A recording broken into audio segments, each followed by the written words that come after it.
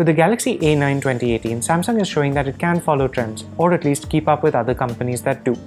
It's a bit of a surprise that the company's first quad-camera smartphone is an A-series model, and it makes the current flagships, including the recently launched Galaxy Note 9, seem a little bit out of date.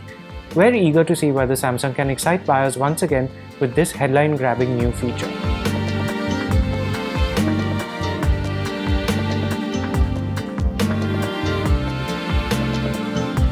The Galaxy A9 2018 comes in 3 colors, one of which is just plain and simple black, while the other 2 are uncharacteristically exuberant for Samsung. It isn't just the jewel tone colors that stand out. The finish is very shiny and there's a faint grainy texture that gives it depth and catches light as the phone moves. The front of this phone isn't half as adventurous as the back. The infinity display screen doesn't curve at the sides, and there are relatively chunky borders above and below it. At the back, the 4 cameras are arranged in a narrow vertical strip with the ultra-wide 8-megapixel camera with 120-degree field of view on the top, a 10-megapixel telephoto camera with a 2x zoom lens below it, the 24-megapixel main camera that boasts of an f1.7 aperture in the third spot, and finally a 5-megapixel depth sensor to assist with focusing and portrait shots. The SIM tray can accommodate 2 nano SIMs as well as a microSD card. 4G LTE is supported on both SIMs, and microSD capacity support goes up to 512GB. With a 6.3-inch screen, there's no denying that this is a bulky phone. Its 210-gram weight is also well above average. The glossy rear is thankfully not too slippery, but you'll definitely need 2 hands for most tasks.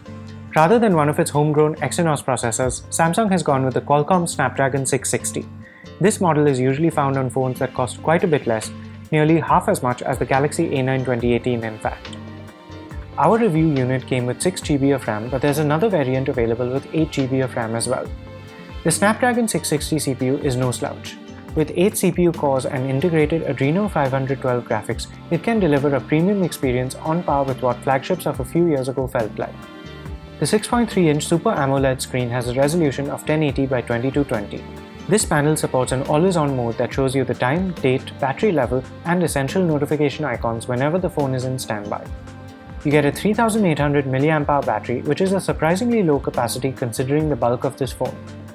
Our review unit was running the Samsung Experience UI version 9 with Android 8 as the underlying base.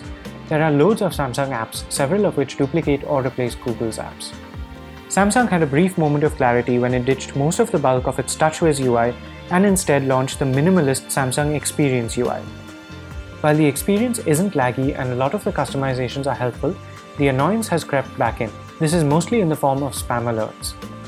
On the positive side, the UI is very visually polished and there's a seemingly endless list of useful settings. Samsung Pay Mini is available for UPI cash transfers, but not the full Samsung Pay for point-of-sale transactions, which is disappointing on such a premium device. Bixby requires a Samsung account, but it hasn't proven to have any killer feature yet. It displaces Google Lens in the camera app.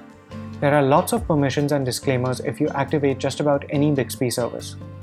The day-to-day performance is completely faultless, and you'd be hard-pressed to identify any situations in which this phone isn't as smooth or responsive as its counterparts. Apps load quickly and multitasking is easy. The screen is very well suited to watching videos and playing games. Everything looks vibrant and motion is very smooth. The built-in speaker is loud and pretty clear, but we really would have liked proper stereo sound. We got through a full day starting at 9 AM and ending at midnight without needing to reach for a charger. During this time, we played some games for about an hour, streamed a full-length movie, browsed through apps and websites, and kept on checking our messages. When left playing an HD video loop, the phone lasted for 12 hours 57 minutes. Of course, what everyone wants to know about is the quad camera module on the rear. The Samsung Galaxy A9's 4 cameras might seem like a gimmick, but at least the reasoning for having them is pretty solid. Today's dual-camera smartphones usually have one standard camera and one specialized one. This could have a special wide-angle or zoom lens, or a sensor that's tuned specifically for low light, or just a depth sensor. With the Galaxy A9 2018, Samsung is giving you one standard camera, a depth sensor, and 2 specialized cameras in addition. The camera app shows a set of 3 icons just above the shutter release. Switching between the wide, standard, and zoom cameras takes a second or 2. The camera switcher is only available in the auto and scene optimizer modes. It's disappointing that you're not able to switch between cameras in Pro mode. When shooting video, you can start with any of the 3 cameras active, but be warned that if the zoom camera is selected and you tap the record button, you'll actually begin recording through the standard camera with 2x digital zoom applied. This lets you switch between standard and zoomed in views instantly while recording, but the icons don't change at all and there's no indication that the actual zoom camera is not being used. The 3 cameras are also not evenly matched. The primary one has a 24 megapixel sensor and f1.7 aperture, which is great for low light. The zoom camera has a 10 megapixel sensor and f2.4 aperture, and the ultra-wide camera gets only an 8 megapixel sensor with the same f2.4 aperture. The wide shots are the grainiest with immediately noticeable barrel distortion. Zoomed in photos are actually quite good, but some of our samples looked a bit over-sharpened.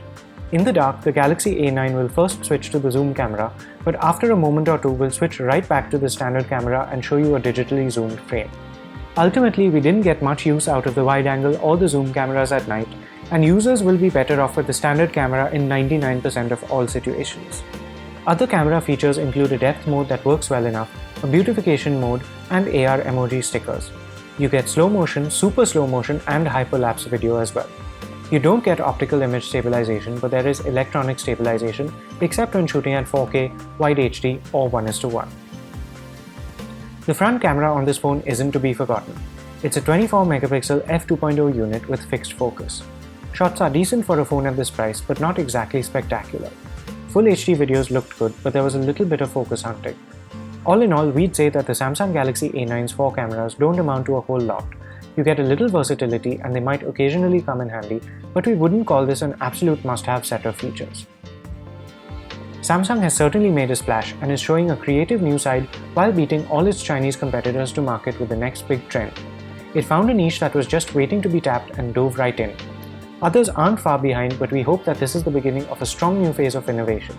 On many budget phones, a secondary camera is barely functional and serves more to check the now obligatory dual camera box on the spec sheet. Similarly, Samsung has employed dedicated wide and zoom cameras here, but they don't serve a lot of purpose beyond grabbing headlines and tempting buyers.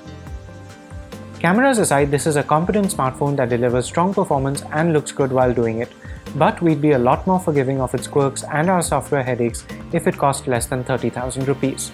If you don't care much about raw performance and really just want to show off, you'll be quite happy with the Galaxy A9 2018.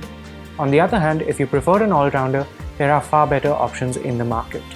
That was our review of the new Samsung Galaxy A9 2018 with 4 cameras. For more reviews and videos like this, do visit us at gadgets360.com.